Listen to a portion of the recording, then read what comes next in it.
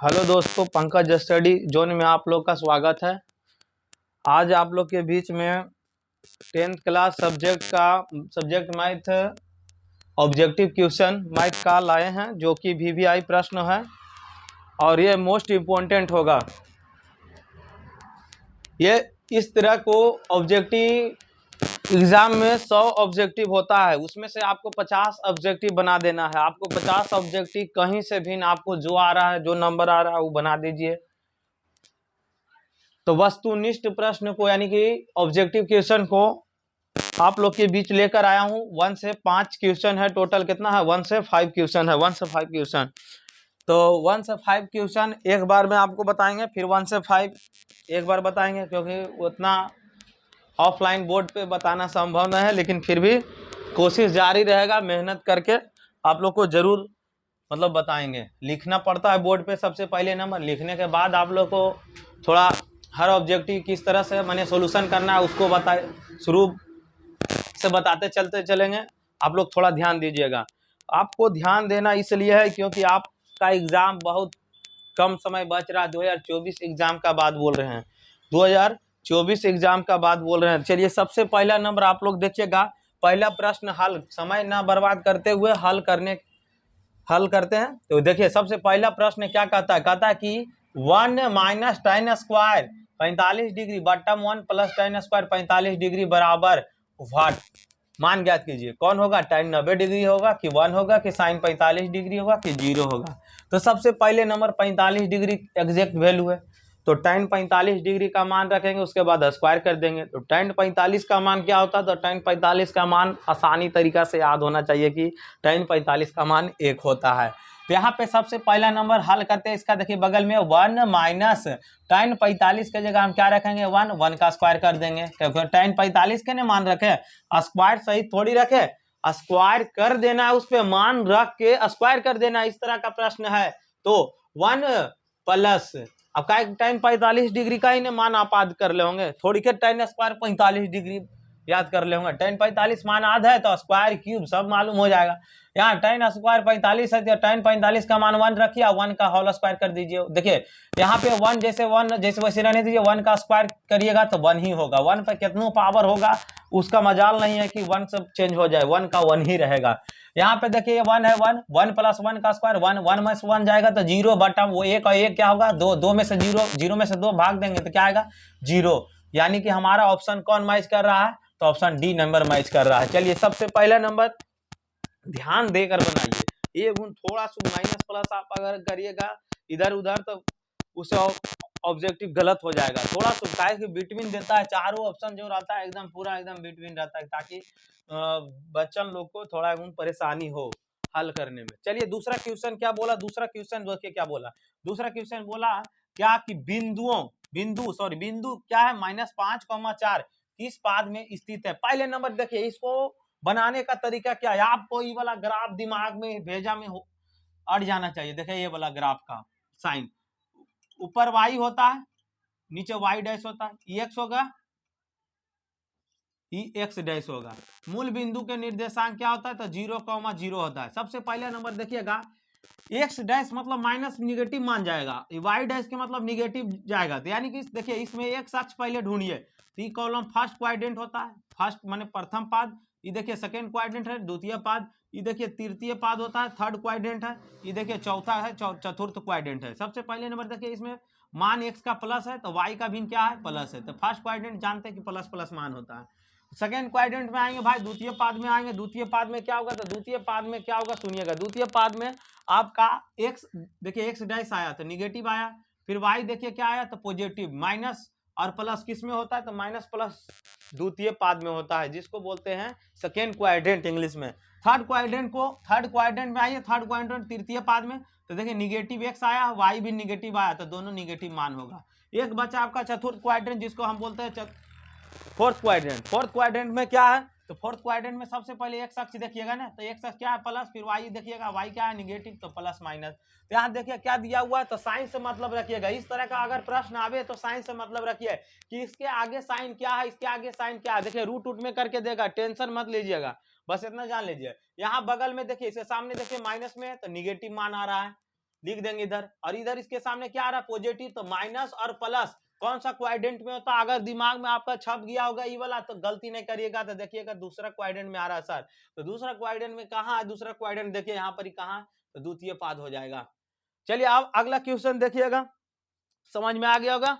फिर अगला देखिए तीसरा क्वेश्चन क्या बोला, तीसरा क्या बोल रहा है, 1 minus cos square 1 plus cot square theta बराबर वाट, तो मान ज्ञात कीजिए। सबसे पहले नंबर इतना बराबर क्या हम लिख सकते हैं, तो 1 माइनस कॉस स्क्वायर बराबर क्या होता है, तो साइन स्क्वायर थीटा होता है। क्या होता है, sine square theta. 1 plus cot square theta बराबर क्या होता है, तो 1 प्लस कॉट स्क्वायर थीटा बराबर क्या होता है, इंटू में दिया हुआ इंटू दे देंगे, 1 प्लस कॉट स्क्वायर थीटा बराबर होता है कॉसेक स्क्वायर थीटा। नहीं इधर आप अगर दिमाग लगाइए सोचिए, कॉसेक क्या है, cosec square theta minus cot square theta बराबर कितना होता है 1। यहाँ से कौसेक स्क्वायर थीटा क्या निकल के आएगा भाई, इधर से माइनस में उधर भेज देंगे तो प्लस में, तो 1 प्लस कॉट स्क्वायर थीटा जहाँ लिखल दिखाई मिलेगा वहां पे कितना मान रख देना, कौसेक स्क्वायर थीटा। ऑब्जेक्टिव तो है, इसको ज्यादा लंबा थोड़ी का जाएगा, साइन स्क्वायर थीटा है और कौसेक स्क्वायर थीटा है। तो सबसे पहले नंबर आप जानते हैं कि साइन थीटा इंटू कौसेक थीटा बराबर 1 होता है, तो 1 रख दीजिए, 1 का स्क्वायर करिएगा कितना हो जाएगा 1।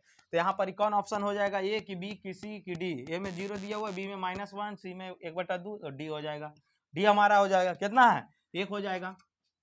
चलिए अगला तीसरा प्रश्न हल हो गया। अब चौथा प्रश्न बहुत आसान है, क्या बोला 7, 2, 5, 7, फिर 7, फिर 3, फिर 7 का बहुलक मान ज्ञात कीजिए। बहुलक आसान तरीका एकदम, इस तरह से अगर आपका आंकड़ा दे दे तो सबसे पहले नंबर इसको बनाने का तरीका क्या है, बहुलक निकालने बोला। बहुलक क्या होता है, जो अधिकतम बार मतलब आया हो उस संख्या रिपीटेड आंकड़ा में। तो सबसे अधिकतम बार कौन आया वो देखेंगे, 7 देखिए गिनिए, तो सबसे पहले नंबर 7, 1 2 3 4 7 बार सबसे लग रहा है हमको ज्यादा आया हुआ, तो ऑप्शन नंबर कौन हो जाएगा इसका, तो डी नंबर हो जाएगा, यानी कि 7 होगा। कोई दिक्कत। फिर अगला देखिए पांचवा प्रश्न क्या बोला, कहा कि एक समबाहु त्रिभुज की भुजा ए है तो इसकी क्षेत्रफल ज्ञात कीजिए। समबाहु त्रिभुज का क्षेत्रफल बराबर फार्मूला आसान तरीका से ज्ञात, मैंने आसानी बने फार्मूला ही डायरेक्ट बताना है इसको, और कुछ नहीं ज्ञात करने बोल रहा है। तो समबाहु त्रिभुज का क्षेत्रफल क्या होता है, तो समबाहु त्रिभुज का क्षेत्रफल बराबर करता है √3/4a स्क्वायर। तो ऑप्शन कौन मैच कर रहा है, √3/4a स्क्वायर। देखिए एक जैसा दिया हुआ है, थोड़ा दिमाग लगा के मारना है, एकदम गलत मत मार देना। तो ऑप्शन नंबर क्या हो जाएगा हमारा, बी नंबर हो जाएगा, बी नंबर √3/4a स्क्वायर। चलिए वीडियो को पॉज करके आगे बढ़ाते हैं।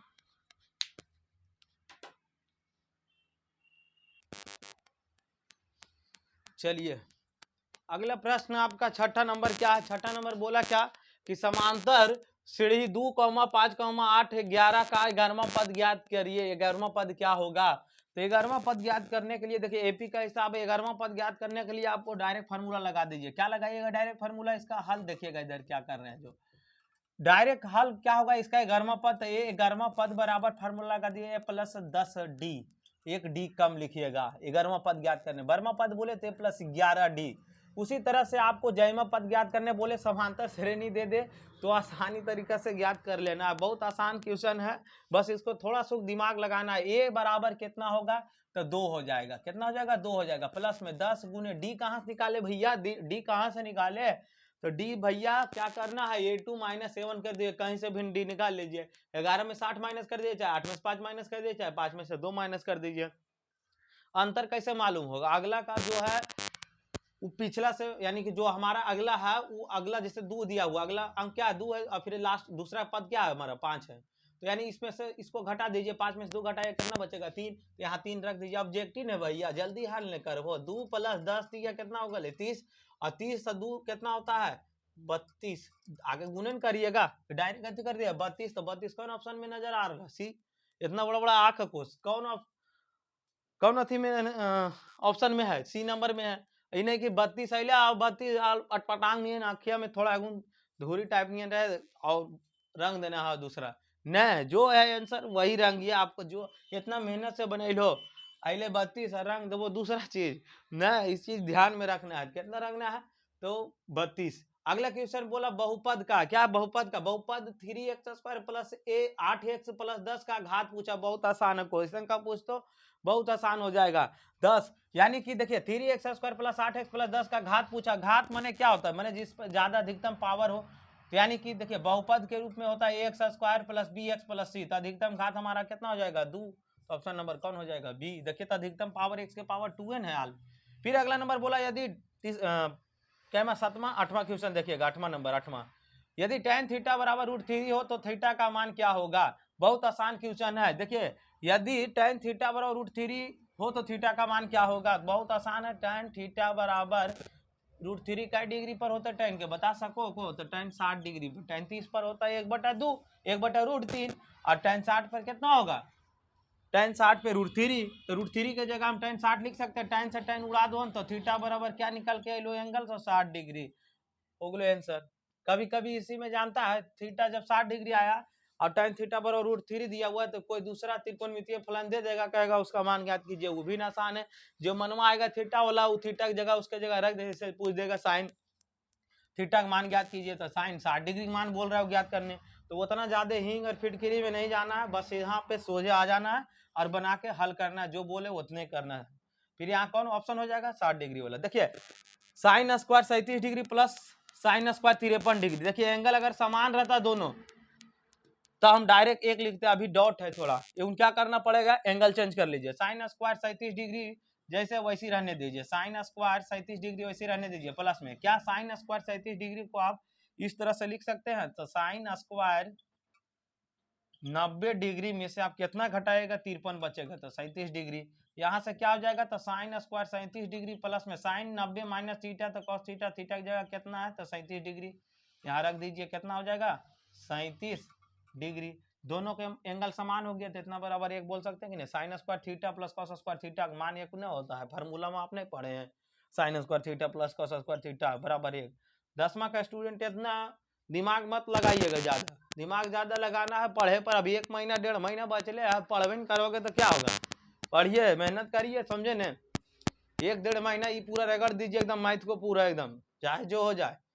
समय नहीं बचा हुआ, समय बहुत कम बचा हुआ आप लोग के परीक्षा में, इसीलिए बोल रहे हैं। देखिए अगला क्वेश्चन बोला साइन 2a बराबर 2 साइन a बराबर, तब सत्य कीजिए कि a बराबर क्या होगा। बहुत आसान क्वेश्चन है, एनसीईआरटी का क्वेश्चन रखा हुआ है एकदम उठा के इसमें डायरेक्ट। साइन 2a बराबर क्या बोला कि 2 साइन a का मान क्या होगा? देखिए ऑप्शन से रखेंगे, ऑप्शन ये उठाएंगे सबसे पहले नंबर, यहाँ देखेंगे तो क्या है, यहाँ पर सबसे पहले नंबर इसको देखो, साइन 2a है तो यहाँ पर ही हल कर देते हैं डायरेक्ट। साइन 2 गुने यहाँ पर ही क्या रखेंगे? तो एक एंगल हम क्या लिए? तो एक एंगल लिए 0, तो यहाँ पर ही 0 रखिए बराबर में।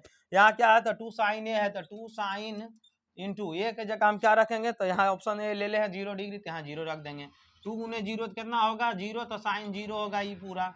फिर बराबर साइन 0 का मान कितना था? 0, 2 गुने 0 तो 0, तो साइन 0 डिग्री बराबर 0, तो ऑप्शन ए मैच कर गया कि साइन 0 डिग्री का एंगल 0 बताता है, तो ऑप्शन नंबर कौन हो जाएगा? ए नंबर हो जाएगा। चलिए 10 ऑब्जेक्टिव बताए, ये बस फर्स्ट पार्ट वीडियो होगा, फिर उसके बाद सेकंड पार्ट में आपको लेकर आएंगे 11 नंबर क्वेश्चन से।